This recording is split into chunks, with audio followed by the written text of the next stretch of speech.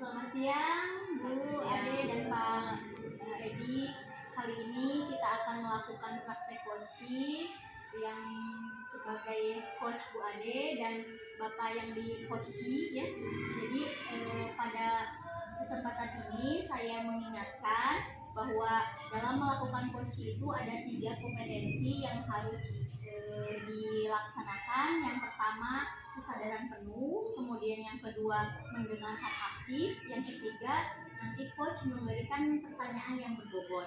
Kemudian tidak lupa dalam coaching ini dilakukan melalui alur cerita yang mulai dari tujuan, kemudian identifikasi, rencana aksi, dan tanggung jawab.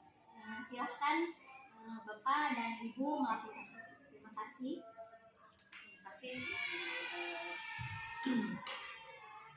Assalamualaikum warahmatullahi wabarakatuh. Waalaikumsalam warahmatullahi wabarakatuh. Gimana nih Pak? Apa kabarnya hari ini? Alhamdulillah sehat Ibu.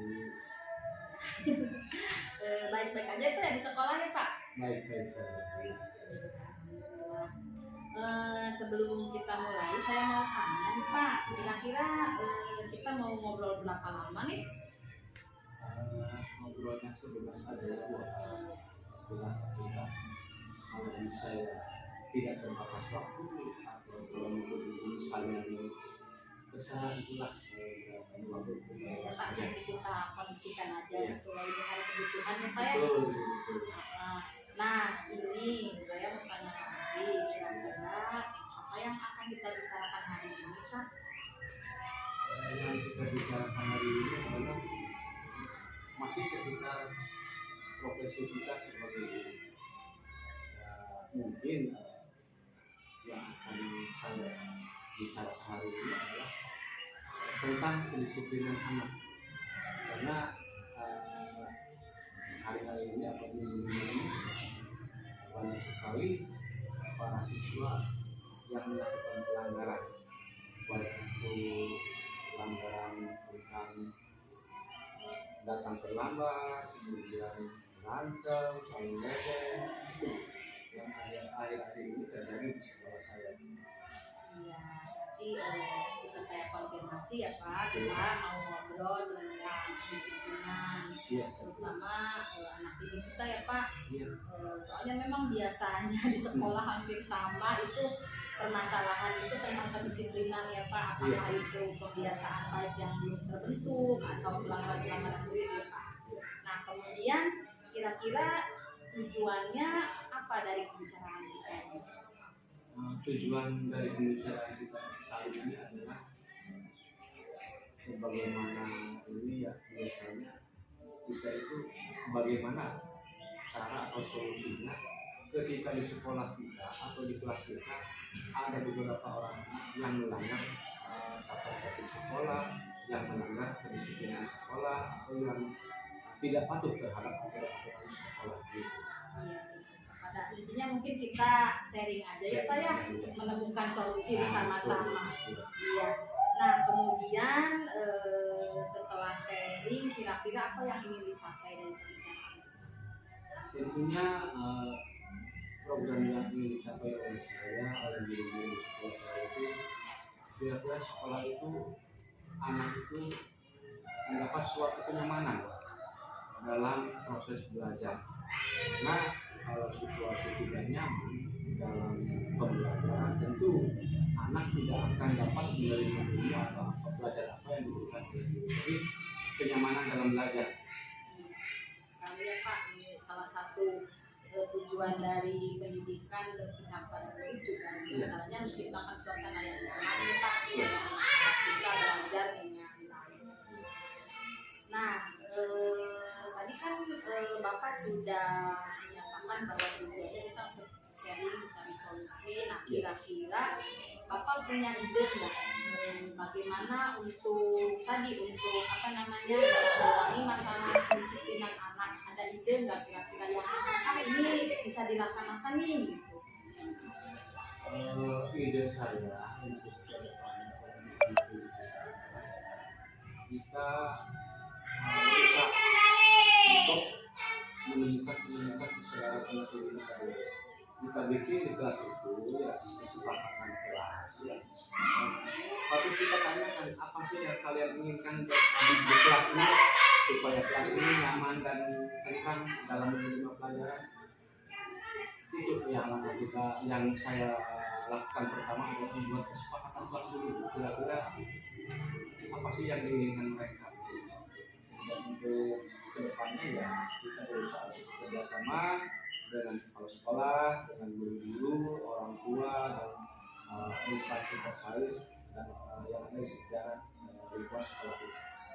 Bagus sekali itu Pak, memang yang lebih penting itu menanamkan pikiran dari diri mereka sendiri ya Pak. Kan sama kita juga sebagai guru tentu harus menanamkan kepada diri kita terlebih dahulu. Nah, dari ide yang tadi langkah pertama yang akan Bapak laksanakan, kemudian ya langkah selanjutnya yang berkolaborasi nih. Kira-kira sekarang jika di skala angka 1 sampai 10, langkah Bapak sudah untuk menuju mencapai tujuan sudah di angka berapa Pak kira-kira? Kalau dikira-kira itu gurunya ada masyarakat tertib sekolah, mungkin skalanya ada yang 6 ya, mungkin masih memprihatinkan lah, karena mencapai angka 10 itu mencapai kesimpulan itu memang tidak mudah, karena kita itu mengurus anak manusia yang begitu banyak pikiran, begitu banyak keinginan yang harus kita benar-benar tampung, karena mereka itu memiliki kebutuhan yang berbeda-beda dari setiap dan sekali begitu. Itu sudah bagus ya Pak, dan saya yakin kita akan terus berusaha untuk meningkatkannya. Harus yakin. Iya. Kemudian kira-kira untuk mencapai tujuan tersebut dengan ide-ide yang sudah Bapak kemukakan, kira-kira ada nggak kekuatan pendorong yang merupakan daya dukung yang sudah Bapak punyai atau anak-anak punyai di sekolah untuk mencapai tujuan tersebut? Kekuatan yang saya miliki adalah kita usahakan dari diri kita sendiri, dari diri kita memberi contoh terlebih dahulu, kemudian bekerja sama dengan guru-guru atau berkolaborasi dengan guru-guru, kepala sekolah dan orang tua siswa dan instansi yang terkait dalam masyarakat. Yang paling penting sekali adalah bagaimana kita sekuat tenaga untuk menyadarkan peserta didik kita, karena peserta didik kita adalah merupakan suatu aset ke depan bagi kehidupan bangsa dan negara Indonesia. Nah, kalau tadi potensi atau kekuatan yang dimiliki, nah sekarang kira-kira ada hambatan atau gangguan nggak yang kira-kira muncul ketika kita melaksanakan rencana tersebut? Dalam setiap rencana pasti tidak akan mulus. Tentu saja kita akan mendapat halangan, gangguan baik dari anak itu sendiri yang jelas ya, kemudian ada faktor luar yang mungkin tidak senang dengan apa yang kita rencanakan, baik itu dari guru-guru, dari kepala sekolah atau dari masyarakat sekitar. Karena suatu rencana itu tidak selamanya akan mulus, pasti ada hal yang kurang menyenangkan, ada saja ratusan bulannya ketika akan kita melaksanakan rencana tersebut. Nah, kira-kira Bapak sudah ada gambaran nggak untuk solusinya menghadapi gangguan atau hambatan tersebut? Solusi untuk menghadapi gangguan tersebut tentunya kita tidak berdiri sendiri. Kita harus berkolaborasi, terutama aset yang kita miliki dulu yaitu guru-guru. Kita tanamkan kepada mereka, bantulah saya untuk menyadarkan atau membantu program sekolah ini bagaimana caranya supaya anak didik kita merasa aman, nyaman, bebas dari gangguan, bebas dari kuliah, bebas dari pendidikan yang tidak bisa mereka. Salah satu caranya yaitu dengan berkolaborasi dengan guru-guru, bagaimana menanamkan sikap yang baik kepada anak didik. Semuanya tidak akan tercapai kalau kita bekerja sendirian ya Pak ya. Harus ada dari lingkungan gitu, dari teman-teman dan lain sebagainya. Baiklah, nih tadi kan sudah rencananya sudah ada langkah-langkahnya. Nah, kemudian kira-kira prioritas dari rencana tersebut yang akan dicapai itu apa? masalah prioritas yang akan saya capai ini adalah kita tanamkan sikap kepada anak didik kita. Kemudian perlu diinformasikan juga kepada orang tua, kepada guru-guru. Ini yang harus saya capai. Ini yang harus saya lakukan ketika kita akan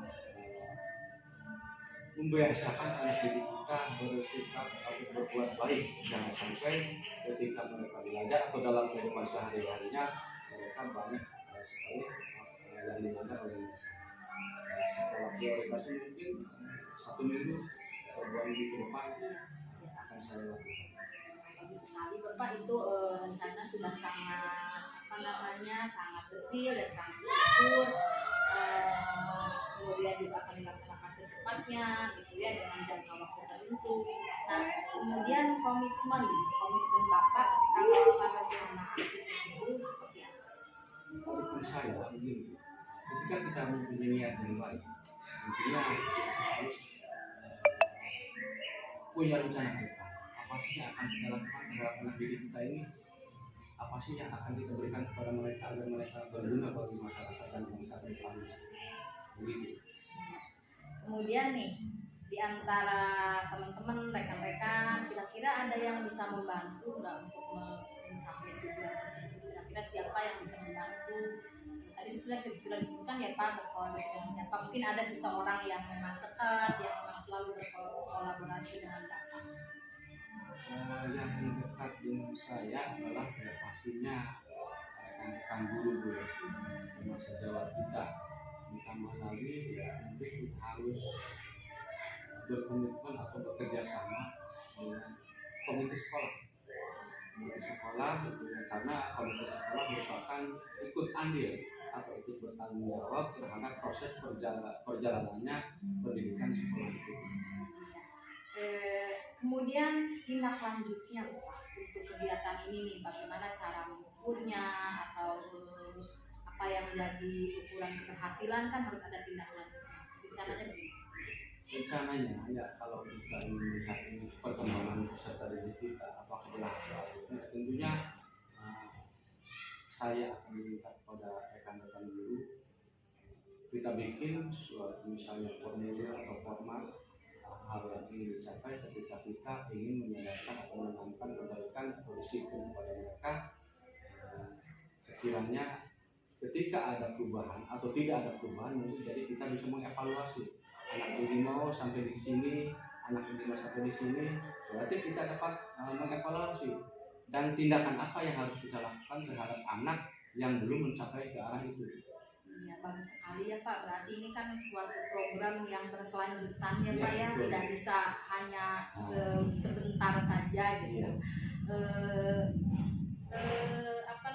Sangat bagus sekali seri kita hari ini Bapak. Saya juga dapat banyak ilmu dari Bapak, dapat banyak masukan. Mungkin yang terakhir nih Pak, sebelum kita akhiri proses coaching ini, bagaimana perasaan Bapak setelah kita melakukan sharing ini, melakukan praktek coaching? Perasaan saya ya ketika sebelum berdiskusi atau berbicara saat ini, pada waktu awal ini perasaan itu kayak yang mendengar itu ada sesuatu ganjalan. Mungkin ini kemana saya harus berbicara, kepada siapa saya harus mengadu. Mungkin sekarang dengan adanya diskusi, pembicaraan kita, alhamdulillah dengan adanya diskusi ini, sharing ini, permasalahan yang saya pendam ini, yang saya rasakan ini, alhamdulillah sekarang sudah bebas, ada pencerahan. Mungkin kalau sudah berdiskusi ini, saya sudah planning, punya rencana ke depan. Berarti yang saya harus lakukan ini. Terima kasih Ibu ya telah memberi ini ya. Sama-sama Bapak, saya juga itu memberi arahan, mudah-mudahan permasalahan yang ada pada saya ini dapat terselesaikan dengan baik. Ya, amin Pak. Sama-sama saya juga terima kasih sekali sudah mendapat banyak ilmu dari Bapak. Kemudian juga mohon maaf kalau dalam penyampaian ini saya banyak ada yang tidak berkenan gitu ya Pak. Terima kasih sekali lagi. Sama-sama Ibu. Assalamualaikum warahmatullahi wabarakatuh. Waalaikumsalam warahmatullahi wabarakatuh. Assalamualaikum warahmatullahi wabarakatuh. Waalaikumsalam warahmatullahi wabarakatuh. Bapak dan Ibu, saya selaku observer mohon izin untuk memberikan umpan kembali setelah mempraktekkan coaching tadi ya. Sangat luar biasa Bapak, kegiatan coaching ini berjalan dengan lancar dan baik, alokasi waktunya pun sudah sesuai.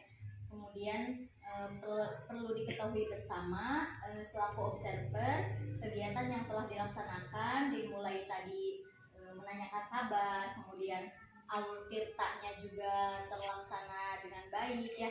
Jadi ada kompetensi yang disampaikan atau dikembangkan oleh coach ini.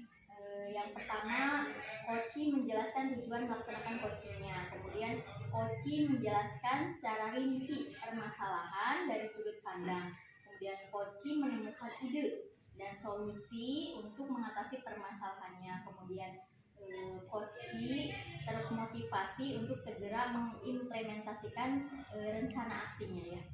Nah, pengamatan yang selanjutnya yaitu kegiatan coachingnya sudah bagus, komunikatif. Jadi Bu Ade sebagai coach memberikan pertanyaan, menggali ke coachingnya sudah baik.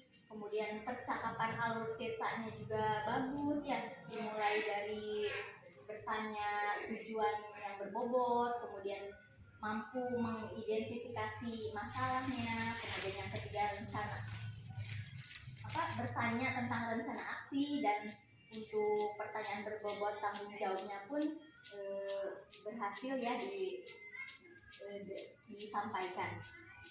Terlihat di sini juga Bu Ade sebagai coach mampu menjadi pendengar yang baik ya. Kemudian coach sabar mendengarkan cerita dari Pak Edi. Kemudian Pak Edi juga sebagai coach terlihat nyaman ya.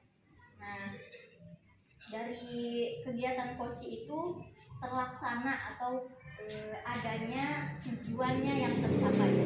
Nah, saya mau bertanya ke Ibu sebagai coach, bagaimana menurut Ibu, apakah tadi coach yang dilakukan Ibu itu sudah tersampaikan dengan menggali idenya lebih bagus lagi gitu? Terima kasih atas kesempatannya Bu.